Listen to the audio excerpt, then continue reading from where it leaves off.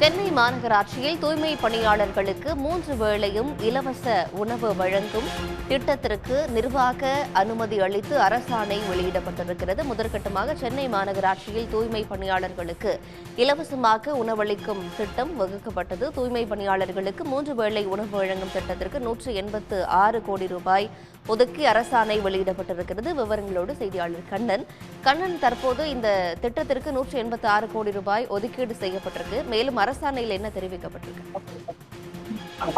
தமிழ்நாடு முதலமைச்சர் மு.க.ஸ்டாலின் தலைமையில் கடந்த ஆகஸ்ட் மாதம் நடைபெற்ற அமைச்சரவை கூட்டத்தில் தூய்மை பணியாளர்களின் நலனுக்காக 6 சிறப்பு திட்டங்களை செயல்படுத்த ஒப்புதல் அளிக்கப்பட்டுள்ளது.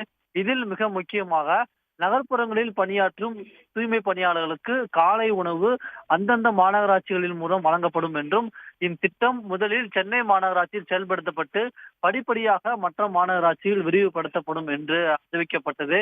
இந்நிலையில் இந்த திட்டத்தை செயல்படுத்த வகையில் தமிழ்நாடு அரசு அரசாணை வெளியிட்டுள்ளது.